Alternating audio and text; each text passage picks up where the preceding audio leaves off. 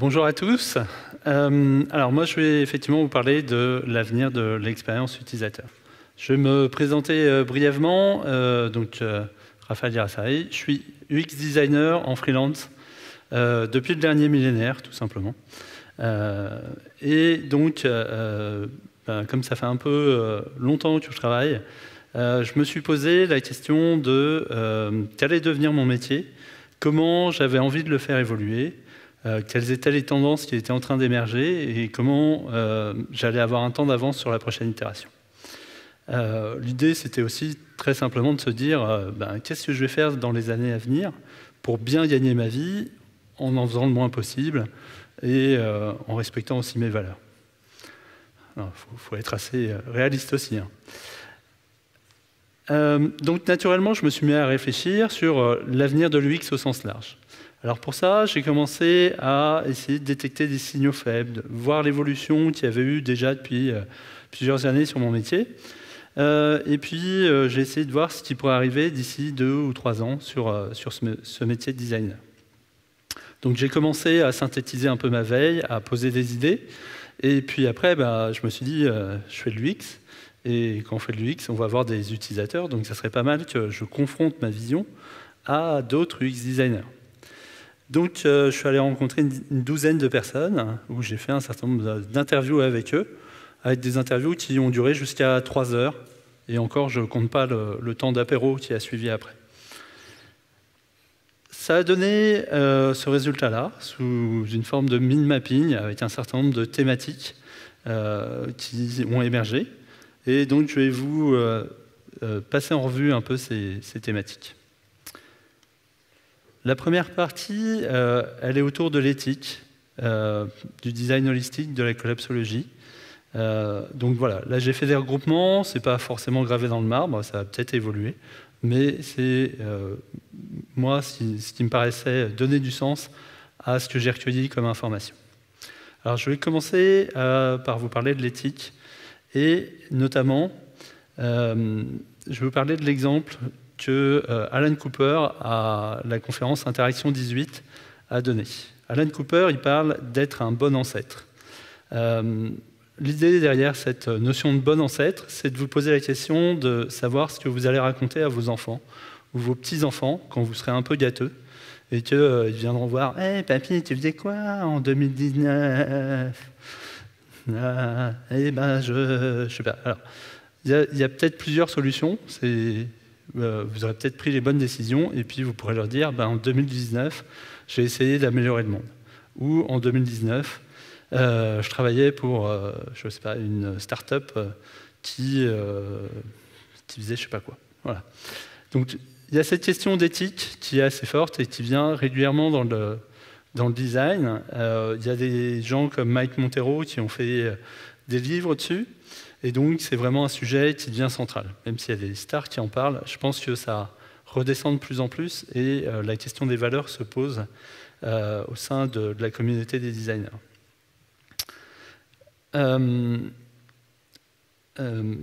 Derrière cette notion d'éthique, il y a aussi la question de pour qui vous avez envie de travailler. Et donc, on va sans doute avoir des gens qui vont vouloir privilégier certains secteurs par rapport à d'autres. Donc quand je parle de certains secteurs, ça va être tout ce qui est autour de l'économie sociale et solidaire, ça va être de tout ce qui est autour de la construction de communs.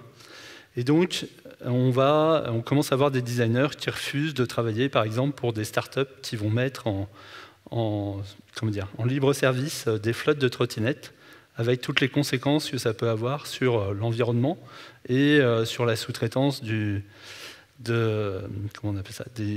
personnes qui les rechargent, avec la précarité qui va avec. Donc en fait, on voit que les designers cherchent des entreprises qui ont des valeurs qui correspondent aux leurs et qui vont aller donc dans un certain sens. Ça, c'est un point important, la valeur que peuvent avoir les designers et leur correspondance avec les entreprises. Dans cette démarche aussi, quand on parle du X, on parle d'expérience utilisateur, et donc en fait c'est un métier où on est toujours centré depuis longtemps sur l'humain et sur son contexte. Aujourd'hui, je pense qu'il faut aller un peu au-delà du contexte et s'intéresser, on va dire, à son environnement. Ne pas se limiter à l'humain, mais voir aussi tout le système qui va avec.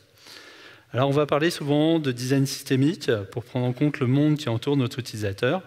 Et puis on commence à voir émerger un certain nombre d'outils. Par exemple comme ce Canvas. Donc, le Canvas, c'est quelque chose qui est très utilisé dans le monde des startups. Généralement, il s'arrête aux aspects business. Là, c'est un Canvas qui vous propose de réfléchir aussi à l'impact de votre startup, de votre entreprise ou même simplement de votre projet sur l'environnement, la société. Donc, dans ce Canvas, vous voyez apparaître des cases sur les ressources que vous allez prélever sur l'environnement, sur la gouvernance, par exemple, sur comment vous répondez aux besoins psychologiques, par exemple, de vos utilisateurs, et ainsi de suite. Vous pouvez poser un cadre global pour votre projet qui ne se limite pas à des aspects financiers et simplement à des gros sous. Pour aller un peu plus loin dans cette démarche, il y a un courant dans le design qui s'intéresse à tout ce qui est collapsologie. Alors, est-ce que tout le monde a déjà entendu parler de collapsologie? Donc, je vois, il y en a quelques-uns qui disent non. La collapsologie, c'est globalement la science de l'effondrement de notre civilisation basée sur l'énergie carbone. D'accord? On part de l'idée que d'ici quelques temps, on n'est pas capable de le dire, mais la société telle qu'on la connaît ne va plus exister, simplement parce qu'on va rencontrer des limites physiques. Et donc, en fait, on va parler aussi d'habitabilité du monde. Bon, je l'ai dit une fois, ce mot-là, je ne vais pas vous le redire 5 ou 6 fois, parce que c'est un peu compliqué. Et donc, pour reprendre une citation d'Alain Findeli, la fin ou le but du design est d'améliorer ou au moins de maintenir l'habitabilité du monde dans toutes ses dimensions. Donc en fait, derrière ça, il y a l'idée de savoir comment on rend le monde, ou au moins ce qu'on est en train de créer, notre environnement, résilient face aux changements climatiques, aux dérèglements climatiques qui existent. Une des pistes, c'est de s'orienter vers du low-tech. Par exemple, là, il y avait une conférence avant, où on vous parlait de déployer des frameworks, JS, machin et tout, pour faire son CV. Pourquoi déployer des frameworks pour afficher une page HTML? Enfin, c'est une vraie question, quoi. Surtout que vous n'allez pas y toucher a priori pendant 4 ans. Hein. Pourquoi vous déployez un framework qui va prendre de la place, de la mémoire, de l'énergie pour afficher une page HTML? Voilà. Donc, derrière ça, il y a une histoire de design frugal. Et par exemple, il y a ce site qui a été mis en ligne qui marche sur un petit Raspberry Pi avec un panneau solaire et une batterie. Le niveau en jaune que vous voyez un peu à mi-hauteur de l'écran, là, c'est le niveau d'énergie qui reste dans la batterie. Et donc en fait, s'il n'y a plus d'énergie dans la batterie, vous n'avez plus accès au site. Il faut attendre le lendemain que la batterie soit rechargée, qu'il y ait eu suffisamment de soleil pour pouvoir reconsulter le site. Donc ça, c'est une démarche intéressante qui a un impact, bien sûr, sur l'aspect technique et aussi une conception particulière. Pour continuer sur la deuxième grande thématique, on a trouvé tous les aspects liés à la temporalité, avec notamment des choses qui vont du plus rapide, Fast and Furious, au plus lent, on va dire. Alors, derrière cette idée du X Fast and Furious, il y a un peu tout ce qui est design sprint et autres méthodes accélérées du X. Donc, je ne sais pas si vous avez... Qui a déjà entendu parler de design sprint dans sa vie? Bon, okay. Je vais définir s'il y a design sprint. Alors, soit vous êtes endormi, soit personne n'a jamais entendu parler de design sprint. Alors, design sprint, c'est une méthode qui est proposée par Google pour faire, on va dire, un cycle UX en 5 jours. Donc, en 5 jours, vous devez faire la prise en compte des besoins des utilisateurs, la conception et la validation. Voilà. Bon, c'est juste un peu une escroquerie, parce qu'en 5 jours, vous ne pouvez pas prendre en compte correctement les utilisateurs, vous ne pouvez pas concevoir correctement et vous ne pouvez pas tester correctement. L'avantage du design sprint, ça marche très bien pour de la formation, par exemple, ou si vous avez besoin de synchroniser une idée. Maintenant, après, ce qu'on voit clairement arriver, c'est des design sprints qui ne durent pas 5 jours, mais qui vont durer 5 semaines. Donc on n'est plus dans le cadre de design sprint, on est dans le cadre de design marathon. Voilà. Donc là, vous épuisez en plus des gens sur cette idée de faire rapidement pour échouer rapidement. Moi, je préfère faire un peu plus lentement et arriver au bon résultat directement. Donc, à l'inverse, voilà, il y a une démarche qui est plutôt basée sur le slow UX, c'est prendre le temps de faire les choses. Parce que de toute manière, vous travaillez avec des utilisateurs, vous travaillez avec des humains. Donc, il faut prendre le temps de respecter ces humains. C'est tout simple, c'est comme ça. Mais si vous voulez, par exemple, organiser des entretiens avec des personnes, eh bien, il va falloir prendre vos téléphones, organiser votre planning, inviter les gens à venir pour les entretiens ou aller les voir. Tout ça, ça va prendre du temps. C'est juste, voilà, il va falloir une semaine, 15 jours pour pouvoir planifier tout ça. Une fois que vous aurez fait vos entretiens, si vous faites 10 entretiens, ça va vous prendre 2-3 jours. Et puis après, il va falloir dépouiller ces entretiens. Tout ça, ça prend du temps. C'est un rythme à prendre. Ça peut être prévu, ça peut être... vous pouvez combiner ça avec plusieurs autres activités, mais il y a toujours un temps à prendre en compte, qui est le temps de l'utilisateur, le temps des gens que vous allez voir. J'ai constaté aussi quelque chose, en à peu près 20 ans maintenant que je travaille comme UX designer, c'est que souvent la première solution que je propose aux clients, elle est ce que j'appelle médiocre. C'est-à-dire qu'elle peut faire parfaitement illusion auprès du client, mais en fait, je sais fondamentalement, au fond de moi, que c'est pas top. Voilà. Donc souvent, je fais une première solution, je la mets un peu de côté, je vais faire du sport, je vais courir, je vais faire du surf. Et puis, quand j'y reviens un peu après, en fait, je trouve une solution qui est beaucoup plus élégante. C'est-à-dire une solution qui va mieux résister aux évolutions futures, une solution qui sera plus résiliente et qui conviendra mieux aux clients, qui sera plus compréhensible aussi pour les utilisateurs. Donc encore une fois, là, il faut du temps de maturation sur le projet, et ça ne sert à rien d'essayer de faire vite à tout prix. Voilà. Un point important qui est apparu aussi dans ces interviews, c'est l'aspect design opérationnel. Donc le design opérationnel, c'est un peu comme le DevOps. Voilà. L'idée, c'est comment vous faites du design en production. C'est quelque chose qui est dans la continuité, par exemple, des design systems. J'ai vu qu'il y avait une petite conférence autour du design system. Vous en avez sans doute entendu parler. Voilà, avant, on appelait ça des guidelines. L'idée, c'est d'avoir un peu des chartes, des codes, des templates qu'on peut utiliser dans les différentes interfaces qu'on construit. Et donc, ces design systems, il y a un moment, il faut les faire évoluer, il faut les faire vivre, parce qu'ils ne sont pas figés dans le temps. Ça veut dire que vous allez alimenter, par exemple, ces design systems avec de la recherche auprès des utilisateurs en amont, que ce design system va se décliner en éléments graphiques, qui eux-mêmes vont se décliner en code, et ainsi de suite. Et puis, bien sûr, vos utilisateurs vont peut-être évoluer, vous allez peut-être avoir de nouveaux besoins, faire un nouveau service, et votre design system va évoluer, ça va s'appliquer sur l'ensemble de la chaîne, et ainsi de suite. Donc, il faut mettre en place les mécanismes qui permettent de faire cette transmission d'informations et qui permettent d'évoluer et de faire tout simplement grandir et vivre la société ou l'entreprise pour laquelle vous travaillez. Donc ça, c'est un point important qui n'est pas encore mis en place dans beaucoup de sociétés, parce qu'on est encore en train un peu de bricoler des choses entre UX, entre développeurs, entre graphistes, entre marketing et tout ça. Mais derrière ça, il y a aussi une industrialisation de l'UX qui est en train de se faire. Là où on faisait des choses, je dirais, au cas par cas, on est de plus en plus dans un travail qui se fait de manière, alors peut-être pas industrielle encore, mais peut-être de type manufacturé, je dirais.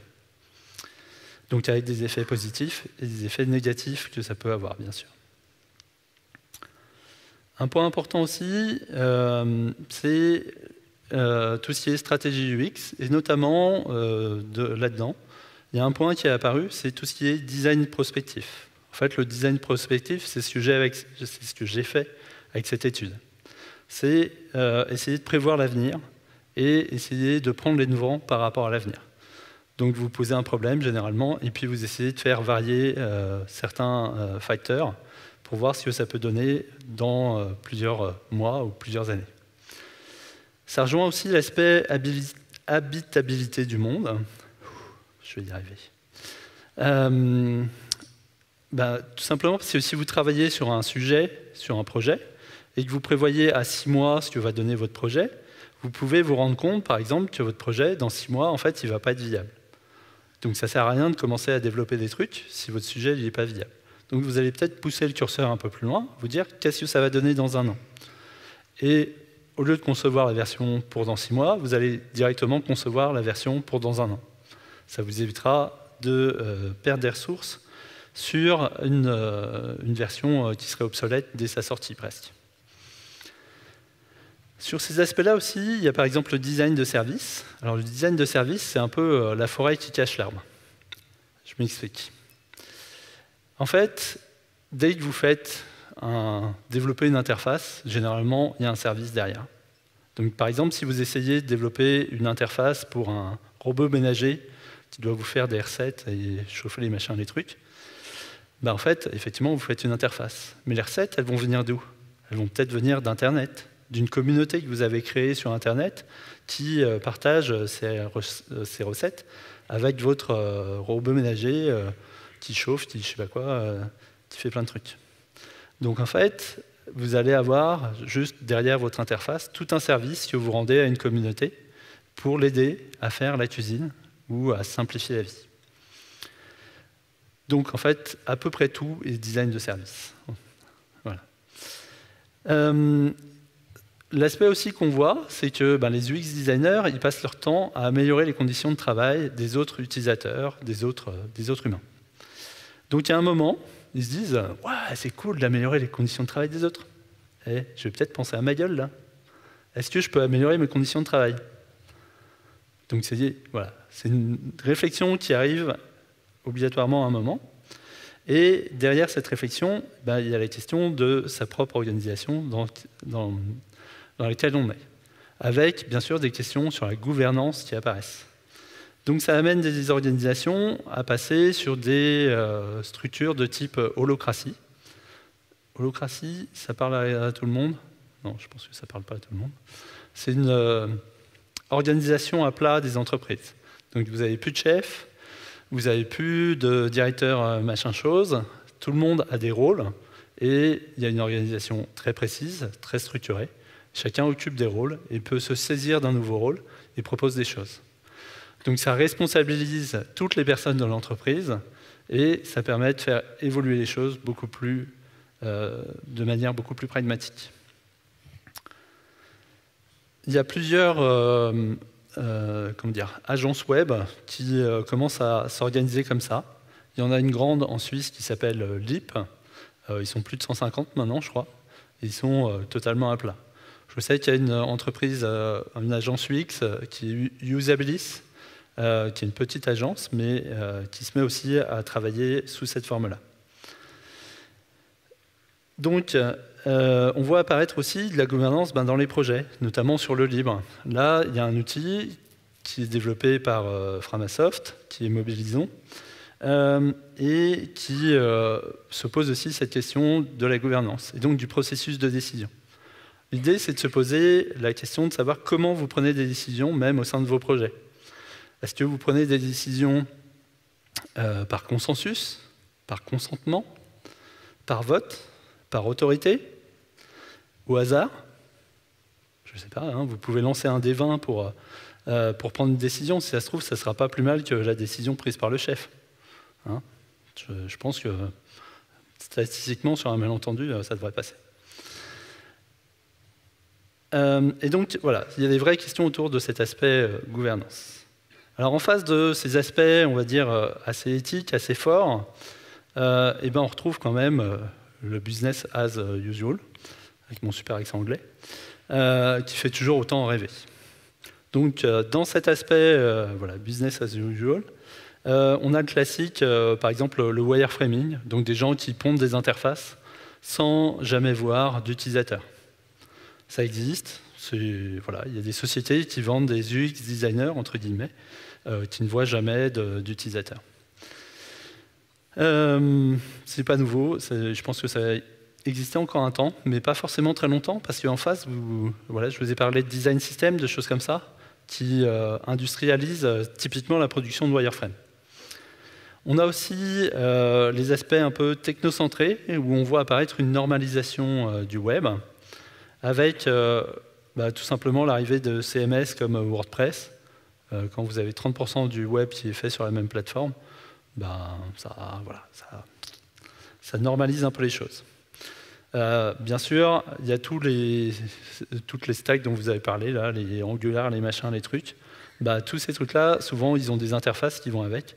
Et pareil, on a une uniformisation de tout ça. Et on se retrouve à déployer des gigas de je sais pas trop quoi, .js pour faire son CV.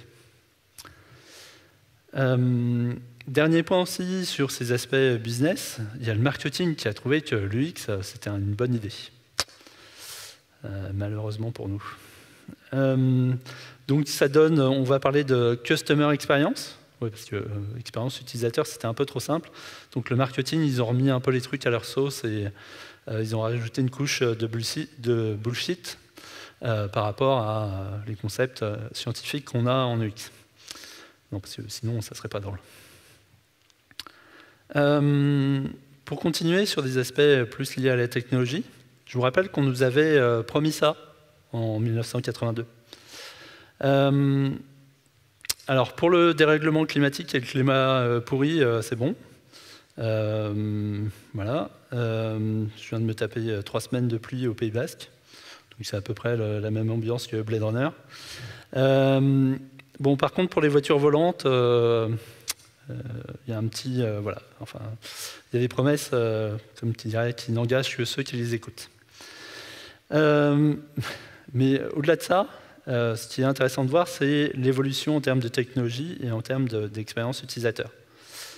Quand j'ai commencé à travailler, donc c'est à peu près voilà, avant la bulle Internet, quand j'ai commencé à travailler, je faisais en gros des sites web et des applications professionnelles sur des ordinateurs. Aujourd'hui, si vous voulez concevoir un service, il va falloir faire le site web, l'application souvent, il y a peut-être un assistant vocal, vous avez peut-être une interface sur la télé, je ne sais pas, un chatbot. Ouais, c'est peut-être plus à la mode les chatbots là, depuis le début de l'année, j'en entends moins parler. Enfin bon, il y a un certain nombre de trucs qu'il faut mettre en place. Et donc en fait, on est voilà, sur un environnement de plus en plus complexe qui évolue au fil du temps, toujours. Bien sûr, il y a des choses un peu qui sont mortes aussi. Et donc, en fait, il y a un certain nombre de promesses technologiques. Et même si le rêve, entre guillemets, de l'UX designer, c'est d'avoir une absence d'IHM, une absence d'interface, en fait, on en est encore bien loin aujourd'hui. Et on a encore des interactions homme-machine où il faut cliquer sur des boutons, des choses comme ça. C'est pas forcément plus mal, mais voilà. Ça évolue, mais c'est lent à évoluer. Alors, il y a beaucoup de promesses, par exemple autour des IA et des choses comme ça, l'intelligence artificielle. Moi, j'ai plutôt tendance à parler de bêtises artificielles, parce qu'en fait, les IA, quand vous regardez concrètement ce qu'elles font aujourd'hui, elles font soit des tâches très répétitives, soit des tâches qui sont effectivement assez bêtes, mais sur des grandes quantités de données. Donc, je ne dis pas que ce n'est pas utile, mais c'est utile dans certains contextes. Donc typiquement, un bon usage de l'intelligence artificielle, c'est par exemple l'assistance au diagnostic médical. Il faut savoir que vous avez à peu près 80 000 pathologies qui sont répertoriées. Et donc en fait, un médecin, il ne peut pas connaître 80 000 pathologies. Par contre, il est tout à fait capable de remplir correctement un formulaire avec les symptômes de la maladie qu'il est en train d'observer. Et donc, l'IA, ou l'espèce de truc que vous mettez derrière, est aussi tout à fait capable de traiter ces symptômes par rapport à l'ensemble des données correspondant à l'ensemble des maladies et des pathologies qui existent, pour peut-être faire ressortir une maladie rare auquel le médecin n'aura pas pensé. Ce qui est aussi intéressant de regarder sur ces promesses technologies, c'est ce que je mets dans le tombeau des technos. Ça, c'est très drôle. Depuis que je fais de l'UX, il y a un sujet qui est récurrent, c'est la réalité virtuelle. C'était mon sujet de mémoire en DESS. Oui, j'ai fait un DESS, c'est pas un Master 2. Mais la réalité virtuelle, on en entend parler, voilà, c'est ce que j'appelle une technologie zombie. Ça meurt, ça se relève, ça meurt, ça se relève, ça meurt, ça se relève. Donc on entend parler cycliquement il y a tous les 5 ans à peu près. Là, on a eu la vague Oculus Rift, qui est en train de s'écrouler franchement. Voilà. Dans le même type, il y a 4-5 ans, on parlait des Google Glass à fond. Il y a la télé en 3D aussi, ça c'était plutôt il y a 10 ans, la télé en 3D. C'était la Coupe du Monde il y a peut-être 8 ans ou 12 ans, je ne sais plus. Sauf que regarder des matchs de foot en 3D, c'est juste l'horreur, parce qu'il n'y a pas assez de profondeur de champ, donc en fait, vous ne voyez pas ce qui se passe. C'est ballot. Enfin bon, voilà, toujours est-il, vous avez des technos comme ça qui meurent, qui reviennent de temps en temps. C'est assez amusant à regarder sur le long terme. Au-delà de ces aspects technologiques, on a un certain nombre de choses qu'on sait faire en design, en UX. C'est tout ce qui est lié au changement de comportement des gens. Comment on peut influencer les gens pour faire changer leur comportement. Donc j'ai regroupé ça sous le terme de persuasive design, donc le design de la persuasion. Et bien sûr, derrière ça, on peut faire changer le comportement des gens de manière durable, soit pour des aspects négatifs, on va créer de l'addiction, on va les encourager à utiliser de manière répétitive un jeu, une application, je ne sais pas trop quoi, et les inciter encore et encore à utiliser ça. Bien sûr, ça va avoir un côté enfermant, infantilisant, et une création d'addiction. Il y a une petite polémique qui a eu lieu, je crois, début de cette année, par rapport au jeu Fortnite, qui est effectivement conçu pour que vous puissiez l'utiliser très facilement, et qui vous encourage à revenir jouer, à créer de l'addiction avec. À ce sujet-là, vous pouvez regarder les vidéos qu'a fait Célia Audan. C'est la conceptrice, la game designeuse de Fortnite, et elle vous explique comment elle a conçu, enfin comment elle a aidé à concevoir le jeu pour qu'effectivement vous puissiez l'utiliser de manière comment dire, optimale et que ça crée une envie de revenir dans le jeu. En dehors de ces aspects addictifs, ben aussi, vous pouvez utiliser ces méthodes dont l'objectif est de changer le comportement pour des projets vertueux. Ben, ça peut être voilà, changer des comportements pour des comportements plus écologiques, faire moins de déchets, faire moins de consommation d'électricité ou comme ça. Et puis, vous pouvez aussi, bien sûr, le faire pour l'éducation. Voilà, faciliter l'apprentissage et ce genre d'aspect. Alors, je vais avancer encore sur une autre thématique qui est, au départ, c'était un peu une boutade, c'est l'histoire du designer reconnu. Donc on voit un certain nombre de stars du X, voilà, qui sont peut-être trop visibles, on va dire, et surtout pas très diversifiés. Donc souvent, c'est des hommes blancs, barbus, la quarantaine. Enfin, ouais, bon, je suis un peu le stéréotype du... bon, par contre, je ne suis pas tatoué et je n'ai pas les cheveux colorés, donc voilà, je ne suis pas sûr d'être tout à fait crédible. Ce qui est intéressant aussi derrière ces designers reconnus, c'est que vous avez des designers qui parlent souvent dans les conférences, mais ce n'est pas forcément les plus compétents. Donc il y a la question de la compétence qui apparaît, et aussi avec la question de la compétence, il y a la question de la charge de travail. J'avais lu un article sur Internet d'un designer qui se définissait comme un designer médiocre. Il disait tout simplement, moi je pense qu'il y a 4 niveaux de designers. Il y a les designers qui sont mauvais, ils font mal leur boulot. Il y a les designers médiocres, ils se mettaient dans cette catégorie-là. C'est des gens qui font leur boulot correctement, les clients sont satisfaits, et il a un équilibre correct entre sa vie professionnelle et sa vie perso. Et puis au-dessus, vous avez les designers géniaux et puis les maîtres. Donc les designers géniaux, c'est des gens qui bossent énormément et qui maintiennent leur expertise à un certain niveau en bossant énormément. Et puis au-dessus, vous avez des gens qui sont vraiment talentueux, qui en plus de bosser énormément, ont un don pour faire ce métier-là. Et voilà, ça c'est un peu le Graal. Mais donc, sur ces deux niveaux supérieurs, il y a une charge de travail qui est énorme, qui se fait au détriment d'autres aspects de la vie de la personne.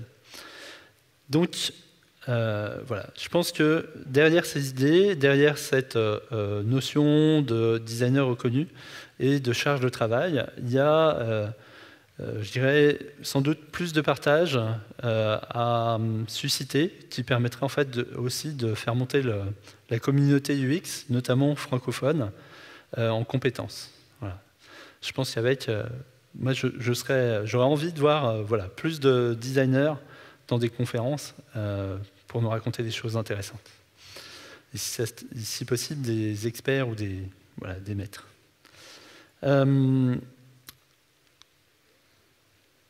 Derrière donc cette notion de connaissance, en fait, le métier de UX designer, depuis une dizaine d'années, il a vraiment explosé.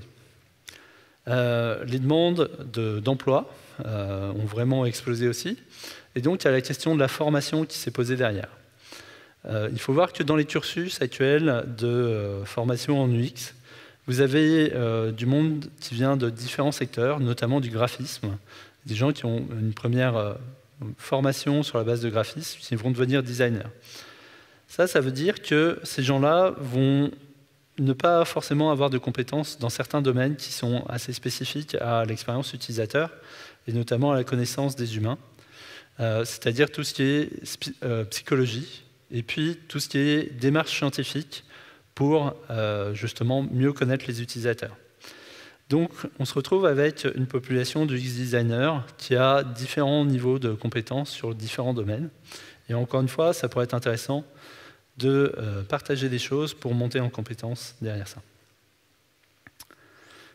Il y a aussi, sur ces aspects-là, voilà, d'un côté les universités qui mettent énormément de temps à changer leur programme pour s'adapter aux nouvelles demandes du marché, et puis de l'autre côté, des écoles privées, dont l'objectif n'est pas forcément de former au mieux les gens, mais surtout de gagner de l'argent, qui proposent des formations et qui sont voilà, mis sur le créneau. Et un des gros problèmes de ces formations privées, c'est souvent de trouver des formateurs qui soient compétents en UX design et compétents comme formateurs. Ça, c'est pas forcément... Et disponible. Voilà. Une fois que vous avez les trois critères, c'est un peu compliqué, il n'y a plus grand monde. Ça, c'était le tour des thématiques que j'ai vu aborder, enfin, j'ai vu émerger lors des entretiens que j'ai faits. Alors, je vous propose de discuter un peu ces thématiques parce que ce qui est intéressant, si on reprend la carte mentale, c'est qu'on voit qu'il y a des sujets qui s'associent entre eux, ou à l'inverse qui s'opposent. Donc, par exemple, si j'écoute les prophètes des technologies, demain, le monde entier sera entièrement connecté, tous les objets seront connectés. Les solutions aux problèmes d'environnement seront des solutions technologiques.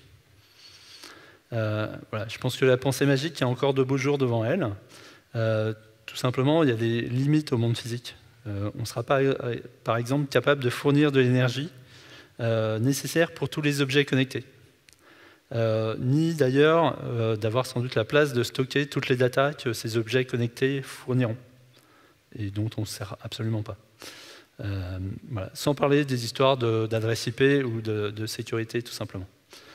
Donc, par exemple, sur les objets connectés, je pense qu'il y a un moment, voilà, entre sextoy au frigo, entre amour ou eau fraîche, il va falloir faire un choix. Tout simplement.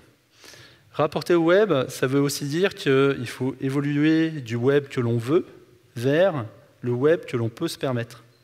Voilà. Donc bien sûr, le designer a un rôle important à jouer dans cette réflexion pour définir le web qu'on peut se permettre.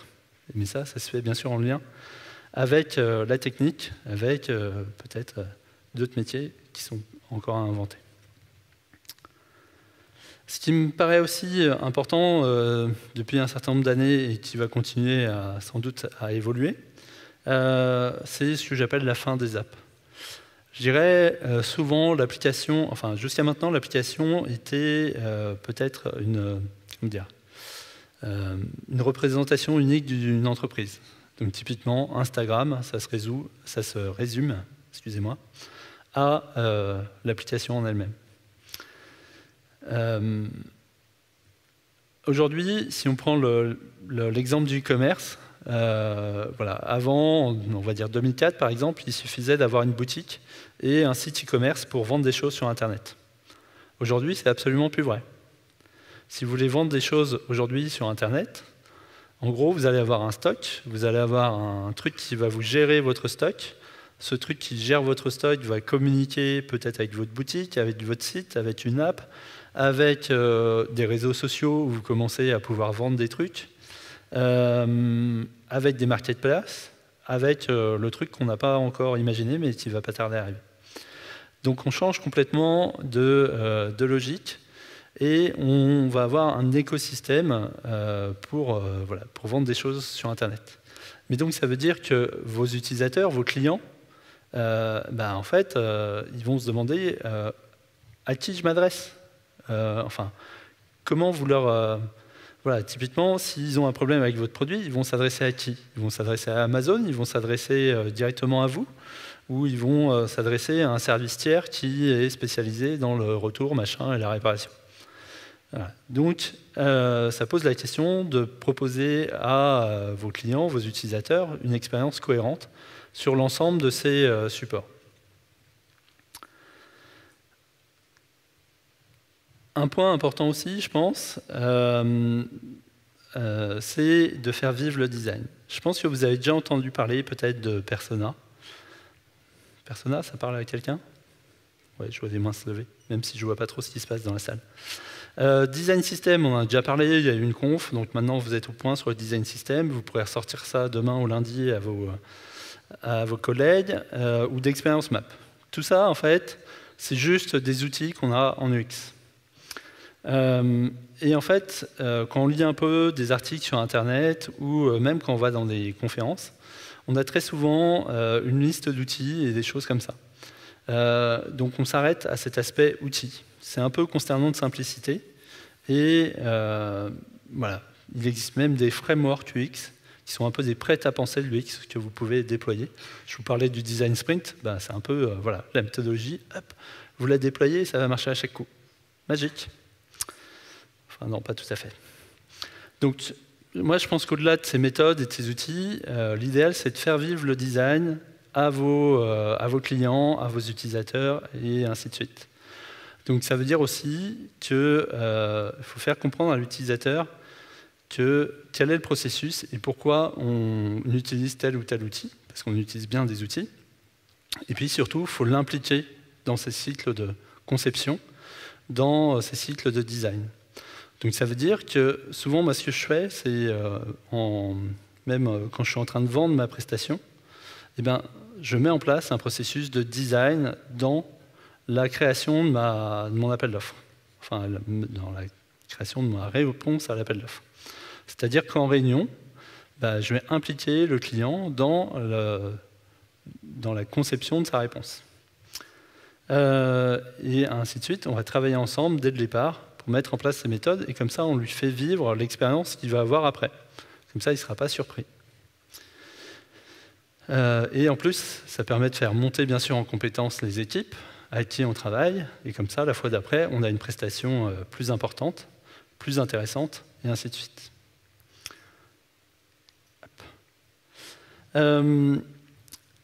Pour résumer un peu tout ça, je pense que les points importants à retenir de cet entretien, enfin de ces entretiens, c'est les suivants.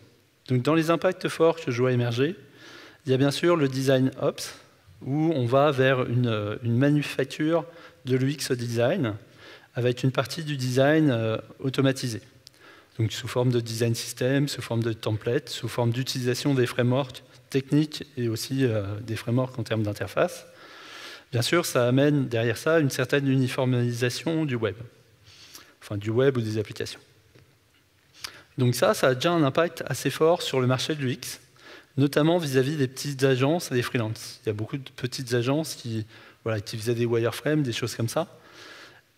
Et enfin, tout ça a déjà un impact. Les petites agences, en ce moment, sur le marché de l'UX, elles sont en train de souffrir. Parce que, justement, on industrialise les choses. Le deuxième point, c'est l'aspect éthique et l'habit... Non, je ne vais pas le dire. Donc l'aspect éthique, par exemple, ça a un impact fort sur le recrutement.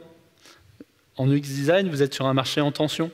C'est les UX designers qui décident, ce n'est pas les employeurs. Je pense que du côté développeur, c'est un peu la même chose. Les développeurs, c'est pas facile à trouver. Ainsi de suite. Donc en fait, derrière ça, ça veut dire que les entreprises qui veulent recruter des UX designers, eh bien, il faut effectivement sans doute soit qu'elles avancent l'argent, pour de bon, soit, si elles n'ont pas d'argent ou pas de moyens comme ça, il faut qu'elles mettent en place d'autres valeurs pour inciter les gens à venir travailler avec elles. Et quand je dis mettre en place des valeurs, c'est pas j'ai la RH qui nous ont sorti 3 valeurs, on fait un panneau à l'entrée, et puis derrière, voilà. Mais bien les incarner et les faire vivre au sein de l'entreprise. D'où la question de la gouvernance. Il y a la question aussi de la formation. La montée en compétences des gens dans le secteur, la montée aussi en compétences des clients pour qu'ils comprennent l'importance de l'UX, la montée en compétences des entreprises pour qu'elles prennent mieux en compte les utilisateurs dans leur processus. Tout ça, ça avance, c'est pas forcément au top.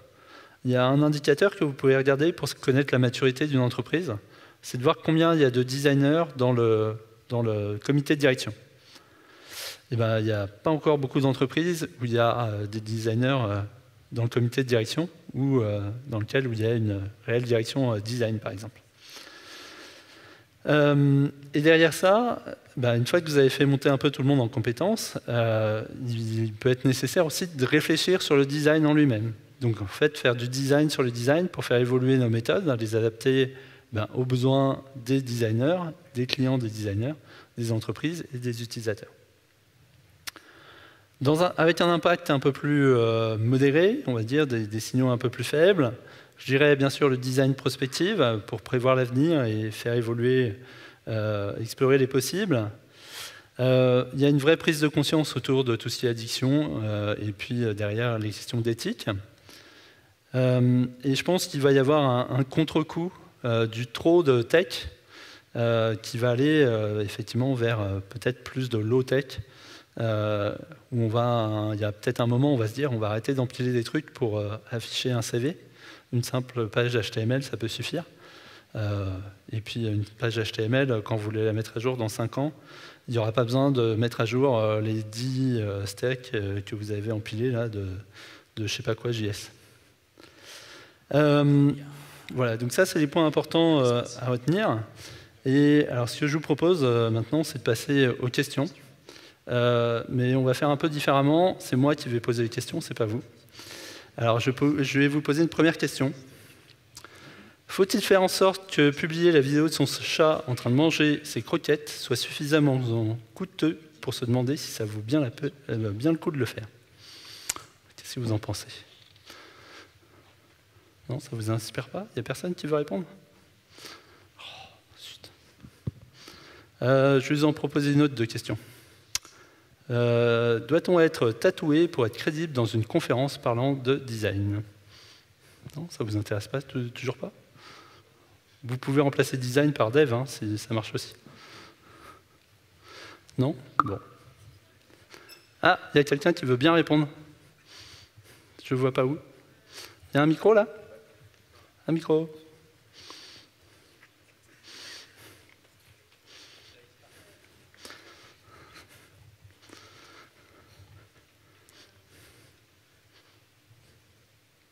Non, ça marche pas.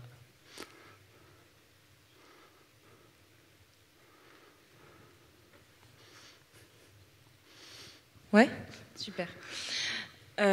Concrètement, je pense que non, il faut, je pense, arrêter de mettre les gens dans des cases. Et je pense que l'humain n'est pas forcément comment dire, prédestinés à un métier. Je pense que ça, c'est dans la vie. Et je pense que être tatoué ou, comme on disait tout à l'heure, barbu ou je ne sais quoi, comment dire, ne correspond pas à un métier. Il correspond juste à une personne et à son vécu et à son cadre de référence. Voilà.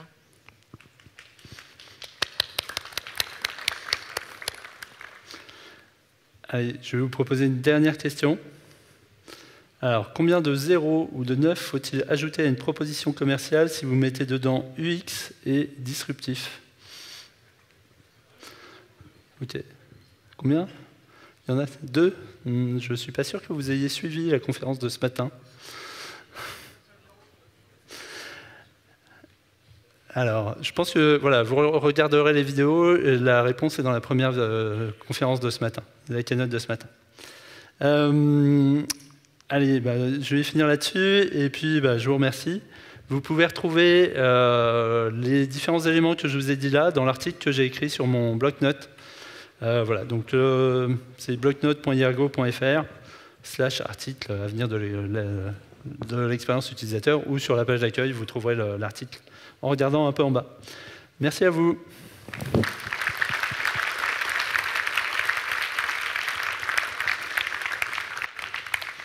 Vous avez le droit à une question avant d'enchaîner sur la suite. N'hésitez pas. Profitez de Raphaël. Et levez bien la main pour qu'on vous repère, surtout. Non, mais je leur ai posé trop de questions, maintenant ils ont peur. Pas de questions. Là, au deuxième rang. Non ? Bonjour. J'ai vachement aimé c'est la présentation. Les questions à la fin un peu moins, j'ai pas trop compris. Du coup, ma question c'était comment vous faites au quotidien dans votre métier pour arriver à concilier à la fois la sensation que ce que vous faites ne va pas dans le bon sens et en même temps quand même genre le faire parce que c'est votre gagne-pain et qu'en même temps vous aimez ça. Alors, je pense qu'il y a deux choses. Concrètement, moi je passe le choix que j'ai fait, et c'est pas forcément le choix de tout le monde, c'est j'ai des projets qui me rapportent de l'argent. Alors bon, j'ai des limites dans les projets qui me rapportent de l'argent, mais globalement, voilà, quand je vais travailler par exemple dans une banque ou comme ça, je les fais payer, et je les fais payer relativement cher. L'idée derrière ça, c'est que ce que je vais gagner, par exemple avec une banque, ça va me permettre de vivre. Et donc, à côté de ces projets qui me permettent de vivre, je vais pouvoir faire des projets qui seront peut-être moins bien payés, mais qui vont correspondre à un besoin. Par exemple, s'il y a une association ou quelque chose, je ne sais pas. Par exemple, au début de l'année, j'ai fait un super projet avec des associations d'aide au retour à l'emploi. Je ne me suis pas fait payer très cher, mais c'était super intéressant. Mais j'ai pu faire ça parce qu'à côté, j'ai d'autres projets qui ont été payés relativement cher par des banques. Voilà, tout simplement. Donc ça, c'est le choix que je fais actuellement. Et après, je pense qu'il faut essayer de trouver cet équilibre entre avoir des revenus pour vivre correctement et puis être capable d'acheter du temps auprès des banques ou des projets comme ça pour pouvoir l'utiliser à bon escient sur des projets qui sont plus intéressants. Voire travailler gratuitement ou bénévolement pour une association pour organiser par exemple un événement. Voilà, c'est des choses où il faut trouver un équilibre entre les deux. C'est ce que j'essaie de faire. C'est pas forcément la bonne solution, je sais pas. Ça répond à la question? Et j'ai envie de vous... mais oui, en partie. Mais après, il y a d'autres questions. Donc après, on pourra discuter ensemble si tu veux du détail. Ouais. Merci Raphaël, c'était la dernière question.